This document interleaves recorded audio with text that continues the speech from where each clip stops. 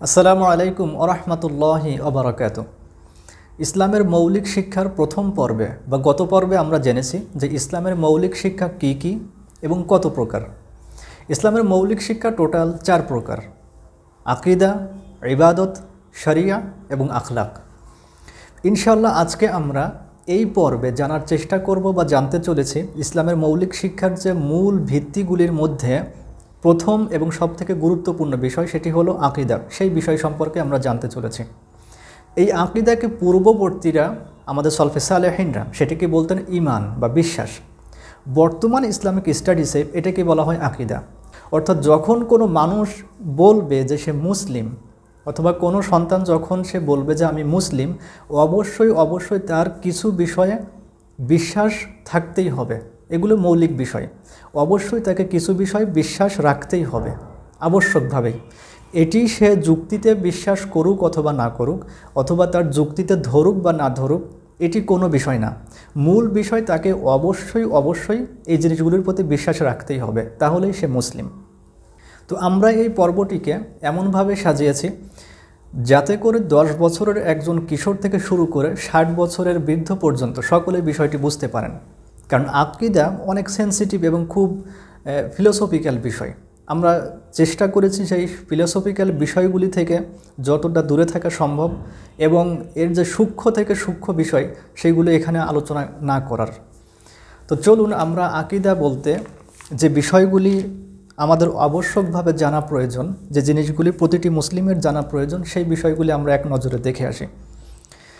যখনই কোনো মুসলিম বলবে যে সে প্রকৃত অর্থে ইসলামকে জানতে চায়, অবশ্যই তাকে এই বিষয়গুলি মাথায় রাখতে হবে। এবং কোনো পিতামাতা যদি তার সন্তানদেরকে অথবা কোনো মালিক যদি তার অধীনস্থদেরকে ইসলাম শেখাতে চায়, অবশ্যই প্রথমে তাকে এই জিনিসগুলি তাকে শিক্ষা দিতে হবে। প্রথম 1 নম্বর যে আকীদা মুসলিমের থাকবে বা বিশ্বাস থাকবে সেটি হলো আল্লাহর প্রতি বিশ্বাস। আল্লাহর প্রতি বিশ্বাস তার মানে হলো যে আরশ থেকে শুরু করে পাতাল পর্যন্ত বিশ্ব অদৃশ্যমান যত কিছু আমরা দেখতে পাই না কেন, এই সমস্ত কিছুর, এই বিশ্ব ব্রহ্মাণ্ডের একমাত্র একচ্ছত্র মালিক আল্লাহ সুবহানাহু ওয়া তাআলা। তিনি হলেন একমাত্র মালিক। এটি হলো বিশ্বাস থাকবে একজন মুসলিমের। এই বিশ্বাসটি সর্বপ্রথম একজন মুসলিমের অন্তরে গেঁথে থাকবে যে এই পৃথিবীর আকাশ জমিন সমস্ত কিছুর একচ্ছত্র মালিক আল্লাহ সুবহানাহু ওয়া তাআলা। এবং আল্লাহ সুবহানাহু ওয়া তাআলার সাথে আরও বেশ কিছু বিষয় জড়িত আছে, যেমন তার বিশেষণ বা সিফাত। এই জিনিসগুলির প্রতি তার বিশ্বাস অবশ্যই থাকতে হবে। সিফাত মানে আমরা যেটাকে বলি যে আসমাউল হুসনা, 99টি যে নাম, যেমন তিনি রহমান, তিনি রহিম, তিনি রাজ্জাক, তিনি গফুর, এরকমভাবে যে 99টি নাম আছে, এই সমস্ত নামের প্রতি অবশ্যই তাকে বিশ্বাস রাখতেই হবে। যদি কোনো মুসলিম বলে যে আমি আল্লাহকে বিশ্বাস করি কিন্তু আমি এটা বিশ্বাস করি না যে তিনি দয়ালু রহমান, তাহলে সে মুসলিম হতে পারবে না। অবশ্যই তার নামসমূহের প্রতি বিশ্বাস রাখতেই হবে। এইগুলিকে বলা হয় বিশেষণ, অর্থাৎ আল্লাহর উপরে বিশ্বাস এবং আল্লাহর বিশেষণের প্রতি বিশ্বাস। তিনি খাবার দান করেন, তিনি দয়ালু, তিনি করুণাময়, তিনি ক্ষমা করেন, এই সমস্ত কিছুর প্রতি বিশ্বাস। এরপরে 2 নম্বর যে বিশ্বাস রাখতে হবে একজন মুসলিমের সেটি হলো নবীদের প্রতি বিশ্বাস। নবীদের প্রতি বিশ্বাস অর্থাৎ নবীদের বলতে বিশেষ করে মুহাম্মদ সাল্লাল্লাহু আলাইহি ওয়াসাল্লাম। মুহাম্মদ সাল্লাল্লাহু আলাইহি ওয়াসাল্লাম সর্বশেষ নবী, এটি অবশ্যই তাকে বিশ্বাস রাখতে হবে। এবং মুহাম্মদ সাল্লাল্লাহু আলাইহি ওয়াসাল্লামের পূর্বে যতগুলো নবী ছিলেন, মুসা, ঈসা, ইব্রাহিম, ইসমাইল, ইসহাক আলাইহিমুসসালাতু ওয়াসসালাম, সকলের প্রতি বিশ্বাস রাখতে হবে যে তারা সকলেই নবী ছিলেন। এবং কুরআনে আল্লাহ সুবহানাহু ওয়া তাআলা বলছেন যে মুমিনরা কখনোই বলে না যে আমরা একজন নবীকে বাদ দিয়ে অন্য নবীকে মানে, যেমনটি বর্তমান সময়ের খ্রিস্টান বা ইহুদিরা করে থাকে। তারা ইব্রাহিম ইসমাইলকে মানে কিন্তু মুহাম্মদ সাল্লাল্লাহু আলাইহি ওয়াসাল্লামকে আর মানে না। আমরা এমন না, মুসলিম মানে সমস্ত নবীকেই আমরা মানি। লা নুফাররিকু বাইনা আহাদিম মিনহুম, অর্থাৎ আমরা তাদের মধ্য থেকে কাউকে আলাদা করে দেখি না, সকলেই একই সূত্রে গাঁথা। এই হলো নবীদের প্রতি বিশ্বাস। এবং নবীদের প্রতি যে কিতাব অবতীর্ণ হয়েছিল সেই কিতাবগুলির প্রতি বিশ্বাস। তাহলে নবীদের প্রতি বিশ্বাস এবং নবীদের উপরে যে কিতাবগুলি অবতীর্ণ করেছিলেন আল্লাহ সুবহানাহু ওয়া তাআলা, সেই কিতাবগুলির প্রতি বিশ্বাস রাখতে হবে। যেমন মুহাম্মদ সাল্লাল্লাহু আলাইহি ওয়াসাল্লামের উপরে কুরআন, এরপরে ইনজিল, এরপরে জাবুর, তাওরাত, মুসা আলাইহিস সালাতু ওয়াসসালামের উপরে তাওরাত, ঈসা আলাইহিস সালামের উপরে ইনজিল। বর্তমান সময়ে এটিকে বলা হয় যে ওল্ড টেস্টামেন্ট, নিউ টেস্টামেন্ট। মুসা আলাইহিস সালাতু ওয়াসসালামের যে কিতাব দেওয়া হয়েছিল তাওরাত, সেটাকে বলা হয় ওল্ড টেস্টামেন্ট, এবং বর্তমান ঈসা আলাইহিস সালাতু ওয়াসসালামের কিতাবকে বলা হয় নিউ টেস্টামেন্ট। আমরা অবশ্যই বিশ্বাস করি, কিন্তু বর্তমান সময়ের যে ওল্ড টেস্টামেন্ট, নিউ টেস্টামেন্ট আছে, এইগুলি বিকৃত হয়ে গেছে। আমরা এইগুলির প্রতি ঈমান রাখি না। আমরা এইগুলির প্রতি, বর্তমান তারা যে কিতাব আমাদের সামনে উপস্থাপন করে, এইগুলির প্রতি আমরা ঈমান রাখি না, কারণ এগুলি বিকৃত হয়ে গেছে, বিবর্তন হয়ে গেছে। তো সমস্ত নবীদের প্রতি বিশ্বাস এবং নবীদের কিতাবের প্রতি বিশ্বাস, এবং আরেকটি বিশ্বাস রাখতে হবে যে রাসূল সাল্লাল্লাহু আলাইহি ওয়াসাল্লাম হলেন শেষ নবী। কেউ যদি বলে যে আমি বিশ্বাস করি সমস্ত নবী, মুহাম্মদ সাল্লাল্লাহু আলাইহি ওয়াসাল্লামকে বিশ্বাস করি, ইব্রাহিম, ইসমাইলকে বিশ্বাস করি, কিন্তু আমি এটা বিশ্বাস করি না যে রাসূল সাল্লাল্লাহু আলাইহি ওয়াসাল্লাম শেষ নবী, তাহলে সে মুসলিম হতে পারবে না। অবশ্যই তাকে সর্বশেষ নবী হিসেবে মুহাম্মদ সাল্লাল্লাহু আলাইহি ওয়াসাল্লামকে মানতে হবে। এরপরে নবীদের প্রতি বিশ্বাসের ব্যাপারে আরেকটি হলো নবীদের মুজিজার প্রতি বিশ্বাস। মুজিজা মানে অলৌকিকতা, মিরাকেল। অর্থাৎ যেমন ঈসা আলাইহিস সালাতু ওয়াসসালাম কুষ্ঠ ব্যক্তিদের গায়ে হাত বুলিয়ে দিলে সে ভালো হয়ে যেত, মৃত ব্যক্তিকে ডাক দিলে সে জীবিত হয়ে আসতো। এগুলি আল্লাহ সুবহানাহু ওয়া তাআলার সাহায্যে তিনি করেছেন। কেউ যদি বলে যে আমি এই বিষয়গুলিকে অস্বীকার করি বা আমি মানি না, কারণ আমার আকলে আসে না বা আমার বুদ্ধিতে আসে না, তাহলে সে মুসলিম হতে পারবে না, সে কাফের হয়ে যাবে। কারণ সে সরাসরি নবীদের অস্বীকার করছে তার মুজিজাকে অস্বীকার করার মাধ্যমে, যেগুলি আল্লাহ সুবহানাহু ওয়া তাআলা কুরআনে বলেছেন। তাহলে এই হলো নবীদের প্রতি বিশ্বাস।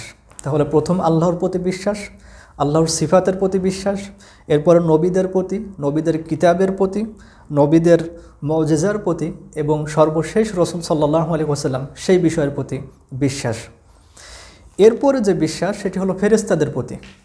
ফেরেশতাদের প্রতি অবশ্যই ঈমান আনতে হবে তাকে, যদি কেউ বলে যে আমি মুসলিম। এখন অনেক গ্রুপ আছে যারা বলে যে ফেরেশতারা হলে আল্লাহ সুবহানাহু ওয়া তাআলার মেয়ে, ফেরেশতারা হলেন আল্লাহ সুবহানাহু ওয়া তাআলার মেয়ে, নাউজুবিল্লাহ। এইরকম বিশ্বাস অর্জন করা যাবে না বা এইরকম বিশ্বাস আনা যাবে না। তারা হলেন আল্লাহ সুবহানাহু ওয়া তাআলার বান্দা। যেমন আমরা, যেমন জিন জাতি, যেমন মানুষ, ঠিক তেমনইভাবে ফেরেশতারাও আল্লাহ সুবহানাহু ওয়া তাআলার বান্দা। এই বিশ্বাস রাখতে হবে। কেউ যদি বলে যে ফেরেশতারা আল্লাহ সুবহানাহু ওয়া তাআলার মেয়ে বা ফেরেশতারা অমুক, আল্লাহর বান্দা বাদে, তাহলে সে ঈমান হারা হয়ে যাবে, সে মুসলিম থাকতে পারবে না। এরপর যে বিশ্বাস রাখতে হবে সেটি হলো জিনদের প্রতি বিশ্বাস।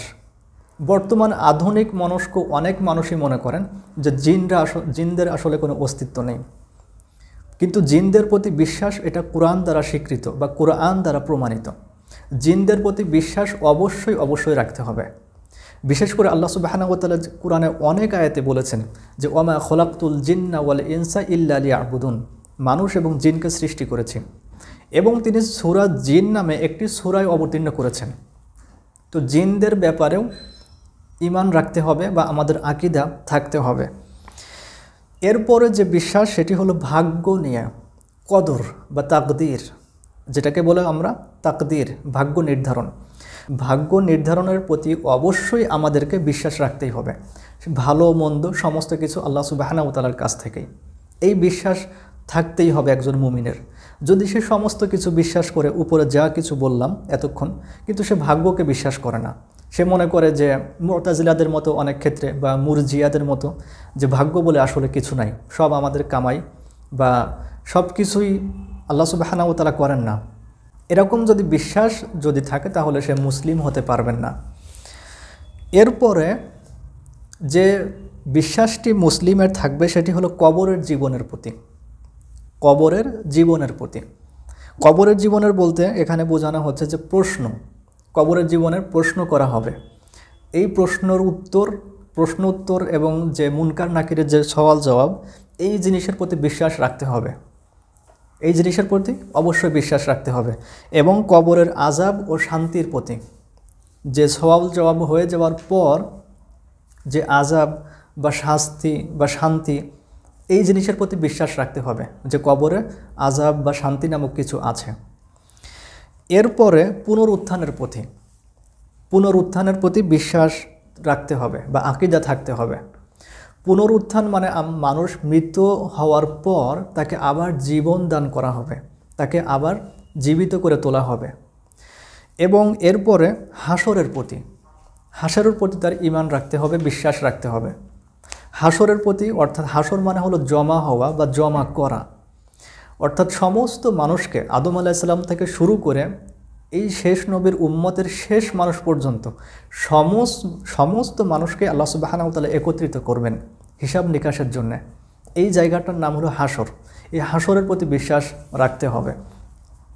অনেক মুসলিম ফিলোসফার আছেন যে তারা মনে করেন এগুলি মাজাজি অর্থ, এগুলি মানে হাকিকি না বা এটি রিয়েল না, এটি একটি রূপক অর্থ, এমন বিশ্বাস না, এটি রিয়েল এবং এটি বাস্তব, এই বিশ্বাস রাখতে হবে।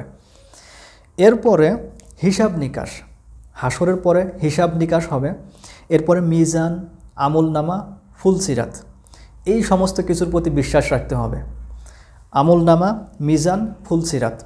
এখানে অনেক যে ভুল আকীদার মানুষ আছেন যারা বলেন যে এই জিনিসগুলো সব কিছু রূপক অর্থ, এগুলির আসলে বাস্তবতা না। মিজান বা ফুলসিরাত বা আমলনামা এগুলির কোনো অস্তিত্ব নাই, এগুলি রূপক অর্থ, এগুলি সবই বাস্তব। এই বিশ্বাস রাখতে হবে। এটি হলো প্রকৃত মুসলিমের বিশ্বাস এবং আহলুস সুন্নাত ওয়াল জামায়াতের বিশ্বাস। এরপরে শাফাআতের প্রতি বিশ্বাস, অর্থাৎ রাসূল সাল্লাল্লাহু আলাইহি ওয়াসাল্লাম যে শাফাআত করবেন তিনি তার উম্মতদের জন্য, এই জিনিসের প্রতি বিশ্বাস। রাসূল সাল্লাল্লাহু আলাইহি ওয়াসাল্লাম শাফাআত করবেন, এই বিষয়ে অবশ্যই বিশ্বাস রাখতে হবে। এবং সর্বশেষ যেটা, সেটি হলো জান্নাত ও জাহান্নামের প্রতি বিশ্বাস। জান্নাত এবং জাহান্নামের প্রতি বিশ্বাস। তাহলে এই টোটাল 10টি যে বিষয়, আকীদা অবশ্যই একজন মুসলিম অবশ্যই এই জিনিসগুলোর প্রতি বিশ্বাস রাখতেই হবে। আল্লাহর প্রতি বিশ্বাস, আল্লাহর সাথে তার বিশেষণ, এরপরে নবীদের প্রতি, এরপরে ফেরেশতা, জিন, ভাগ্য, কবরের জীবন, পুনরুত্থান, শাফাআত, হাসরের প্রতি, হিসাব নিকাশ, মিজান, আমলনামা, ফুলসিরাত, জান্নাত জাহান্নাম, এইগুলি প্রতিটি মুসলিমের, সে হোক অল্প বয়স, হোক বৃদ্ধ, হোক বয়স কম, কিছু যায় আসে না, প্রতিটি মুসলিমকে এই জিনিসগুলি অবশ্যই জানতে হবে এবং এই জিনিসগুলি অবশ্যই সে বিশ্বাস করবে। এখন এখানে 2টি বিষয় চলে আসে যে বিশ্বাস আসলে কি। বিশ্বাস তো এটা মানুষের কল্পিত একটা জিনিস হতে পারে। যেমন আমি যদি বিশ্বাস করি যে ভূত আছে কিন্তু আসলে ভূত নাই, আমি যদি বিশ্বাস করি ভূত আছে কিন্তু আসলে ভূত নাই, তাহলে এই বিশ্বাসটি কি সঠিক? অবশ্যই না। তার মানে বিশ্বাসও ভুল হতে পারে। কিন্তু আমরা যে বিশ্বাসের কথা বলছি, ইসলাম যে বিশ্বাসের কথা বলে, এটা এমন কোনো কল্পিত বিশ্বাস না। এর যুক্তি আছে, এর প্রমাণ আছে, এর দলিল আছে, এর বাস্তবতা আছে। কিন্তু সেই বাস্তবতা, সেই যুক্তিগুলোকে ইনশাল্লাহ আমরা অ্যাডভান্স লেভেলে আলোচনা করার সময় আপনাদেরকে জানানোর চেষ্টা করব। কারণ এগুলো খুব ফিলোসফিক্যাল এবং খুব দার্শনিক ক্যাটাগরির কথাবার্তা, যা সমস্ত মানুষই বুঝতে পারবেন না। এই একটা বিষয়। আর দ্বিতীয় বিষয় হলো যে এই জিনিসের নেগেটিভ যে বিষয়গুলি আছে, যেমন আমরা ইতিমধ্যেই বলেছি যে আল্লাহ সুবহানাহু ওয়া তাআলার বিশেষণের প্রতি বিশ্বাস, যেমন তিনি অবিনশ্বর, তার কোনো শেষ নেই। কিন্তু এর বিপরীত হলো নশ্বর। কেউ যদি বিশ্বাস করেন যে আল্লাহ অবিনশ্বর, আবার একই সাথে বিশ্বাস করেন যে আল্লাহ নশ্বর, তাহলে তার ঈমান থাকবে না। অর্থাৎ অবশ্যই তাকে এই জিনিসের যে বিপরীত, নেগেটিভ বা সালবিয়া বলা হয়, নেগেটিভ জিনিসের প্রতি তার বিশ্বাস কখনোই থাকবে না। যেমন আল্লাহ সুবহানাহু ওয়া তাআলা হলেন সত্যবাদী, সাদিক, কিন্তু আমি যদি বলি যে আল্লাহ মিথ্যাবাদী, কাযিব, তাহলে কিন্তু তার ঈমান থাকবে না। এর বিপরীত যে জিনিস, এখন কোন জিনিসগুলি বিশ্বাস করলে ঈমান থাকবে না, সেইগুলি আমরা অ্যাডভান্স লেভেলে ইনশাল্লাহ জানানোর চেষ্টা করব। এগুলো খুব ক্রিটিক্যাল এবং খুব দার্শনিক কথাবার্তা, খুব সূক্ষ্ম আলোচনা। তো এই যে আমরা আলোচনা করলাম আকীদা বলতে, যে প্রাথমিক ইসলামের যে মৌলিক শিক্ষার মধ্যে আকীদা বলতে যা বোঝায়, এই 10টি হলো ইসলামের মৌলিক ভিত্তির আকীদার মূল বিষয়। প্রতিটি মুসলিম অবশ্যই এই জিনিসগুলির প্রতি বিশ্বাস রাখবে, প্রতিটি মুসলিমকেই অবশ্যই এই জিনিসগুলোর প্রতি ঈমান রাখতেই হবে। তো আজকে এই পর্যন্তই। এরপরে ইনশাল্লাহ আমরা জানানোর চেষ্টা করব বা আমরা জানব যে ইসলামের দ্বিতীয় ভিত্তি ইবাদত সম্পর্কে।